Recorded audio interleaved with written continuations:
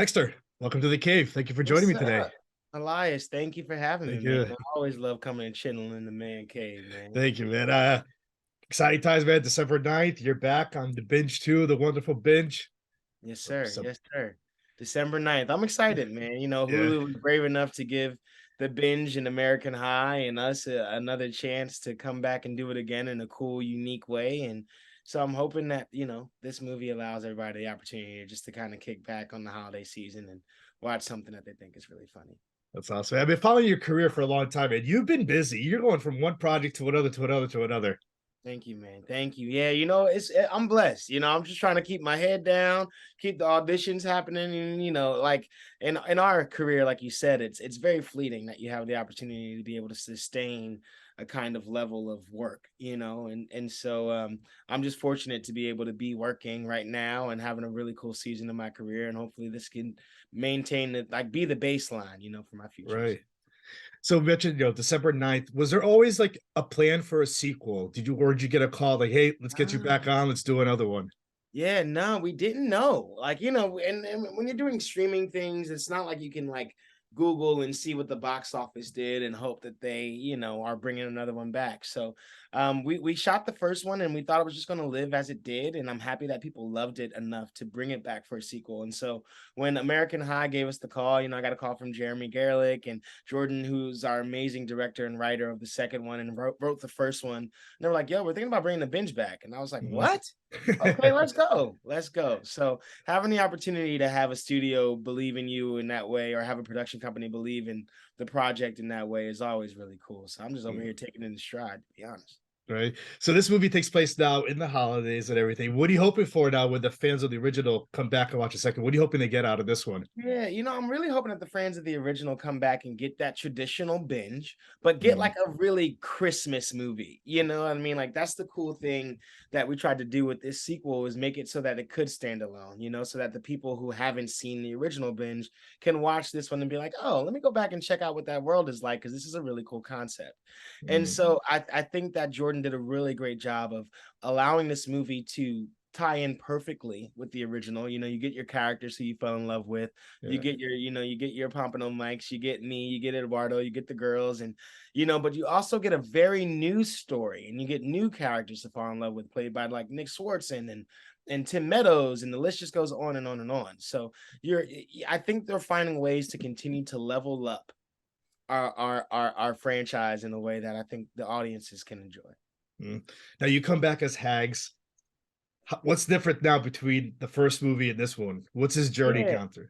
So Hags has kind of gone through some journeys in the past couple of years. You know what I mean? Like he doesn't have his best friend Griffin. He's off at Yeah. college, so he's kind of stepping into a new level of maturity. Him and Andrew are now best friends, riding high, and he's wanting to get engaged.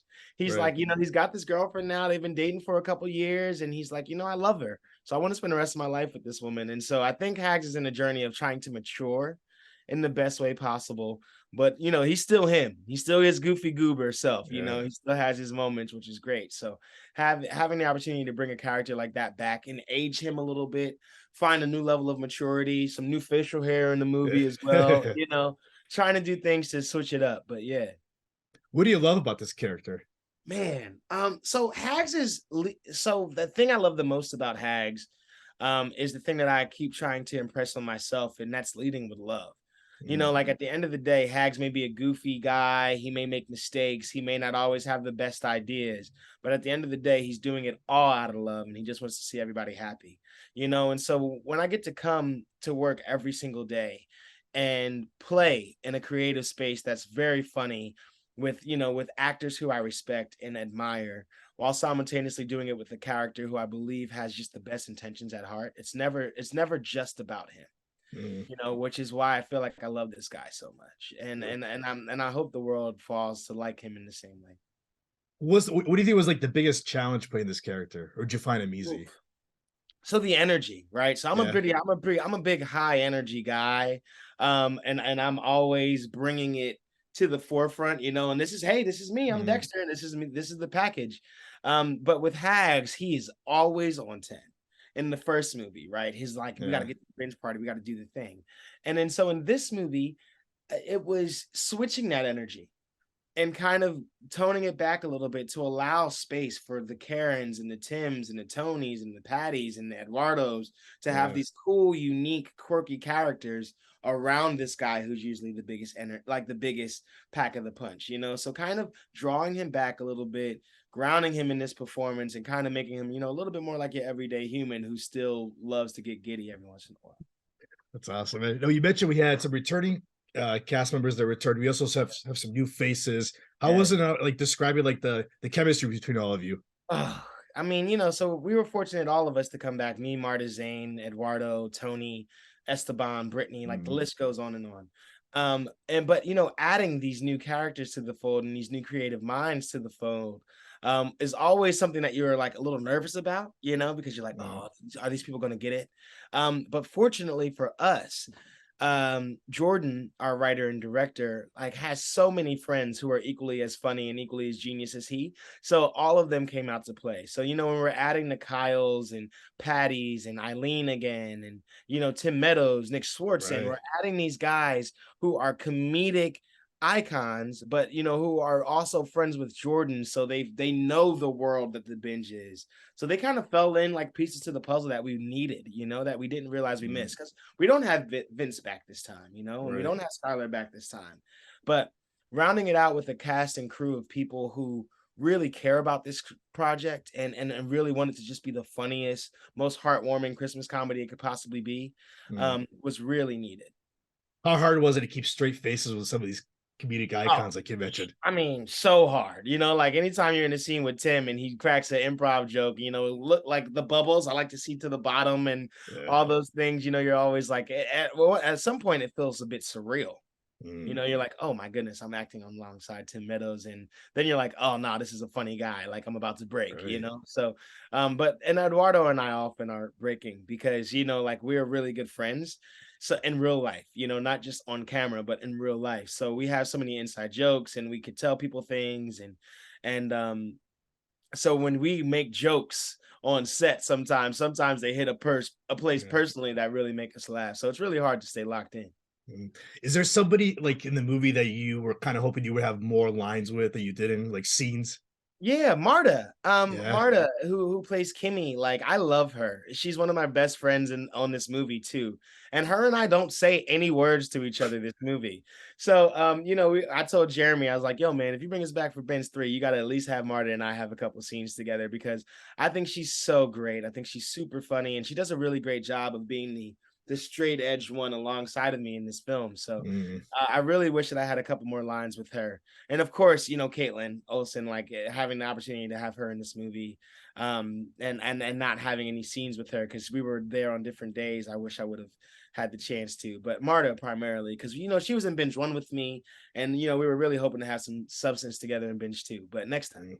There you go. Has there been a word maybe possible binge 3? Have you heard anything? You know, there's murmurs, there's rumors, and you know, Yeah. anytime you do a sequel to a movie that wasn't supposed to become a sequel, then the Right. starts. You know, like you see the Knives Out of the world, or Mm, you know, you see them the like those book series get that all the time. But we were just an original concept, an original idea that Jordan had and put pen mm, to paper and made something great. So you know, now that we had the time to come back and do it again, we're just happy. You know, we right. like who knows if Hulu wants to keep this train chugging along, I would love to keep riding it. But Yeah. you know, I guess it's up to the ethos and the people who watch this one enough to say, Right. come on back. If he asked you today, do a binge 3 and he wants your idea, what would you say to Oh, see, I can't tell you because it might become the idea. It might become the idea because there him? is murmurs of it. Okay. But you know, I think with like in this movie, you know, I'm trying to get engaged, right? Yeah. So then, you know, and Eduardo also has a girlfriend. So what happens after the engagement Right. is the you know There you go. the key. So we'll see. So we have the binge December 9th. Really quick before we end this, is there any other project that we should look out for you? Yeah, man. So I have a movie called Chank and Dunk that's coming out on Disney Plus, directed by Jing Shao, starring Bloom Lees and Zoe Renee and Chase Leafield, and it's a really talented cast, and it's a really heartwarming story about a coming of age story about a kid who's played by Bloom who wants to learn how to dunk a basketball, and I That's play the awesome. guy who coaches him. And then I have Half Baked 2 coming out next year, That's where I right. play young Thurgood Jenkins Jr. following in Dave Chappelle's footsteps. So, you know, I've been blessed to keep it trucking along this year and have some things coming out and keep working. So I'm hoping we can maintain that same level of consistency in 2023. That's awesome. And Dexter, I want to thank you for coming on today for a few minutes to talk about all your projects, and let's get you back on in the future. Yes, sir. We're gonna have it for sure. For All sure. right.